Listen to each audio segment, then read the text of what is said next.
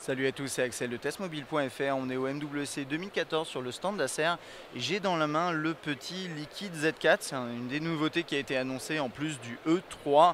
Alors le E3, on va faire une vidéo à part, mais là aujourd'hui je vais me concentrer sur le Z4 qui est un appareil qui sera proposé à 99 euros en version Dual SIM. Alors de toute façon c'est de base Dual SIM.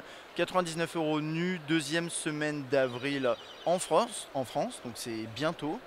C'est un terminal qui a un écran 4 pouces 480 par 800, ça lui fait une densité de pixels de 233 ppi si je ne me trompe pas. On a 4 Go de mémoire interne, 512 MO de RAM, un appareil photo 5 mégapixels, voilà, à l'arrière. On a un dual core 1,3 GHz et c'est à peu près tout ce que je peux dire pour l'instant. Alors, côté design, moi là j'ai une version blanche, vous voyez ici une version noire avec des petits accents rouges plutôt sympathiques. En haut vous avez quelques capteurs, visiblement pas de caméra frontale. Là, alors les touches que vous voyez pas forcément très bien, mais retour, accueil et multitâche. À droite, le volume, si j'arrive à vous le montrer, bon c'est un bouton de volume. Jack, on-off, rien. Micro USB et micro principal. Et à l'arrière, bien l'optique, le flash LED et ce fameux bouton qui permet en fait d'accéder à certaines fonctionnalités rapidement et également de déverrouiller l'appareil. Il faut savoir que cette fonctionnalité, ce bouton on l'a depuis le Z5 et c'est devenu quelque chose qui va être constant sur les terminaux. Ça s'appelle Acer Rapide. En gros, juste l'idée, hein, en deux mots, vous appuyez une fois dessus, normalement ça déverrouille l'écran, voilà. J'appuie une autre fois dessus, ça va me lancer l'application de mon choix, en l'occurrence apparemment ici Google Maps, pourquoi pas. Et si par exemple, hop, je vais verrouiller l'écran, je reste appuyé dessus, là il me semble que c'est l'appareil photo qui devrait se lancer. Voilà. Et ensuite je peux prendre une selfie.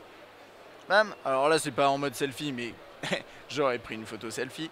Et vous avez également d'autres possibilités, vous pouvez appuyer 2 fois, lancer une autre application, il me semble que je ne sais pas si 3 fois c'est configurable. Enfin bon, ça c'est l'idée, le bouton tombe direct sur le doigt, c'est plutôt bien fait.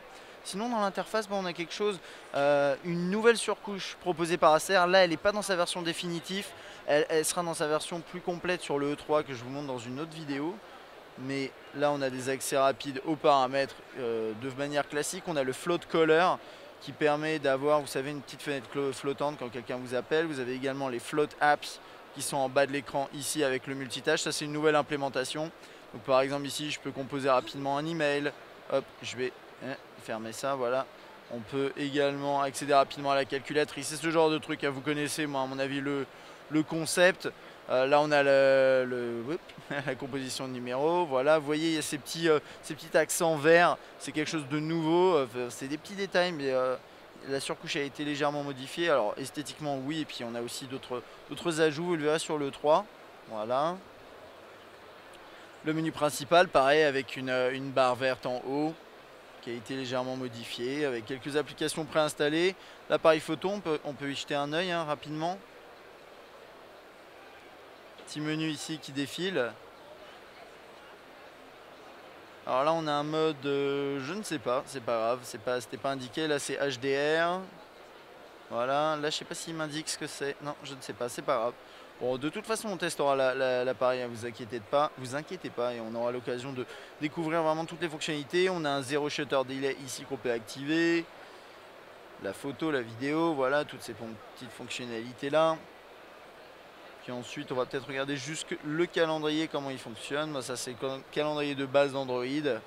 Flashlight. Ok. De toute façon, après les applications, vous pourrez les installer. On a un mode Power Saving. Là, on a un mode Quick Mode et Easy Mode. Ça, c'est vraiment, si vous n'êtes pas familier avec les smartphones, ça peut vous aider pour commencer. Par exemple, là, un lien rapide vers l'appareil photo. Ce genre de choses. Donc, un bon petit appareil pas très cher. Dual SIM, bonne ergonomie. Un petit écran, donc une bonne ergonomie quand vous le prenez en main, en plus du bouton derrière, des modes faciles pour ceux et celles qui ne maîtrisent pas forcément le sujet. Je sais pas trop comment le désactiver, mais c'est pas grave, ça doit être quelque part par là. Bon, enfin bon voilà, un appareil plutôt intéressant. Si vous avez des questions, n'hésitez pas à laisser un petit commentaire et moi je vous dis à bientôt.